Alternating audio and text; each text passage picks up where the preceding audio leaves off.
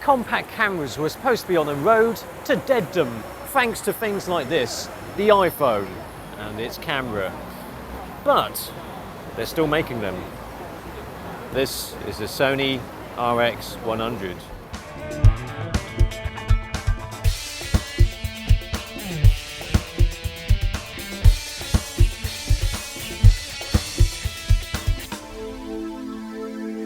People have been asking for an informative review, so that's what you're going to get with this video. And first off, we're going to answer the question, is it really a compact? Yes, it is compact. It fits in my pocket. Ipso facto, it is a compact because by definition it's compact. And it doesn't rate your pocket, and it doesn't make it look like you've got arse scrapes either. Or maybe it does a little bit. But. This is about 10 cm by 6 cm by 3 cm. Note that this isn't to the real size. It might be bigger depending on if you're viewing it on the iPhone or the desktop computer or laptop, MacBook Air, iPad. Yes, so it's smallish. It's still a proper compact, not like the Olympus OZX-Y1 whatever. It's small, but has lots of numbers crammed into it, like a calculator. Now this has got a 1-inch CMOS sensor, Exmor CMOS sensor, not just any CMOS sensor. It used to have more of it, but now it's an Exmor. But in terms of the size, this is the same as Nikon 1 series. Slightly bigger than the small, but not quite so big, but bigger sensors. Bigger than the X10, bigger than the S100. But not as big as micro four third sensors. And they're called micro four third sensors. This is a nano sensor. And somehow they managed to cram almost 21 megapixels into this tiny sensor, 1-inch sensor. How the bloody hell did they manage to do that? But oh, that's a nice wig.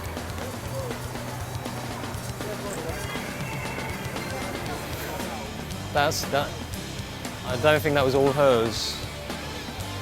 But anyway, we're informative. You know, we want to create informative videos, so I'll tell you that for the same price of this.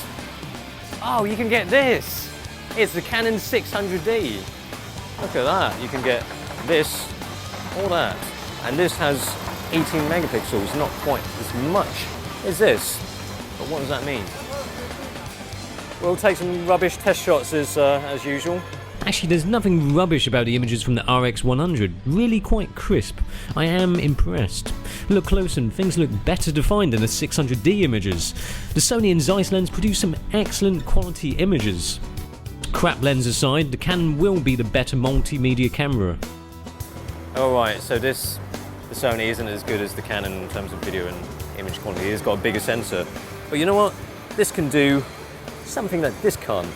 Check this out. Whoa, what? That was a 10 FPS burst there. Right there.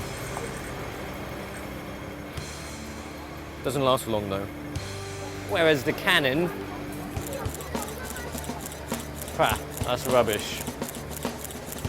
This is like saying to the D4, eat my cheese on toast, have that in your face. Cheesy person. But you know, apples and pomelos, this is completely different to the 600D. If you want a small camera, then you don't buy the 600D, do you? This is a compact camera. Different. But let's face it, the DSLR serves a purpose. It has phase detect AF rather than contrast detect AF like the RX100. The RX100 is quite quick at focusing, but I'd rather choose the DSLR for quick focusing any day. This is a lot smaller and lighter than the 600D. You can carry this around all day and in your back pocket, apparently. With a 600D in your back pocket, you have to do a big pocket for one, and it definitely will make it look like you've got arse scrapes. But this is actually quite a decently designed camera. It looks quite nice. Though a little bit slippery. It's a bit like KY and jelly on a bowling ball. Kind of slippery. Actually, one bloody annoying aspect is that when you play back, the photos and videos are separate. That's once you have to switch between it. AVC HD and MP4. Well, how can I remember which one I call an MP4 and AVC HD? This isn't mine. This is borrowed. No, can't mention the name. Borrowed from somewhere. It's famous for making cartoons. Oh, that stinks. It's pumping all the shit air from the drains in the hotel. It's pumping out rich shit.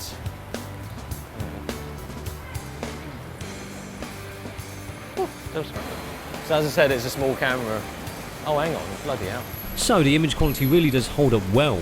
They look nice, but a smaller sensor means less bokeh fun though, or does it? You know, if you want a small camera, I mean this is small and fits in your back pocket, then what else can you get for your money? For the price of this small, but not so small price camera, you can get one of these. It's a GF3. I was going to say GF5, but we couldn't get a GF5, so just imagine, it's the same shit anyway. What is the benefit of having a Micro Four Thirds camera? Well, how do you get bokeh on this thing? So by really close. But that's f2.5. I can go up to f1.8 on this. Have that in your face and smoke it. The GF5 has a bigger sensor and Sony has a bigger maximum aperture, but I shot them both at the same aperture and really not that much difference. Both are quite similar. If you think that either have shallow depth of field, then you're probably one of those marketing people who work for certain camera manufacturers who think that they can say that a camera produces bokeliciousness based only on the maximum aperture number. When you half press it, it does kind of lag a little bit, but it's quite nice and clear. This is a 3-inch White Magic LCD screen. Don't know what's wrong with Black Magic, are they racists? But this has a very good brightness and uses less power, so that means you can get 330 shots out of one charge. Now I like this whole control dial thing. It's quite minimalistic in terms of buttons. It's got the mode dial, but then you've got this dial on the back here.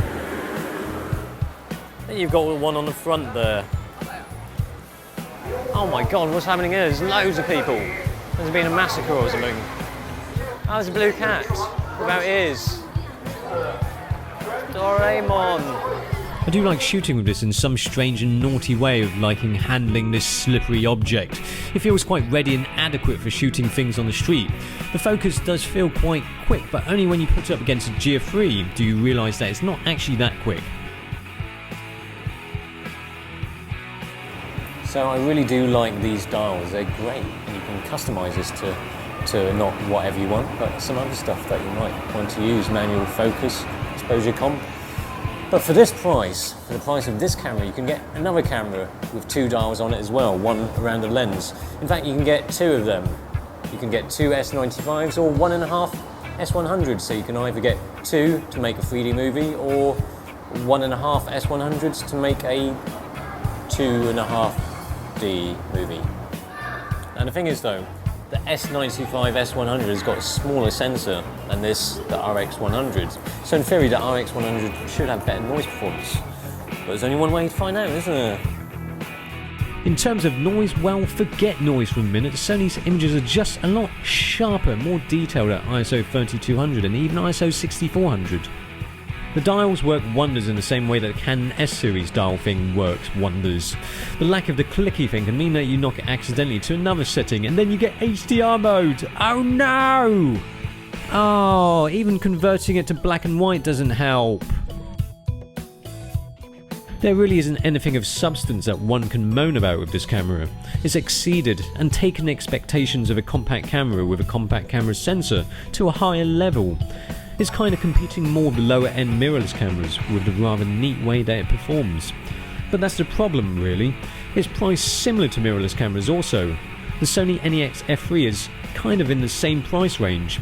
And if you're spending this sort of money for a camera, then you're probably an enthusiast, a tinkerer, someone who wants to have the option of changing lenses. The dilemma with this is whether you want to satisfy the tinkerer within you, or want to have something that fits nicely in your pocket with little compromise. If it's the latter, then you might want to take a look at this, the RX100.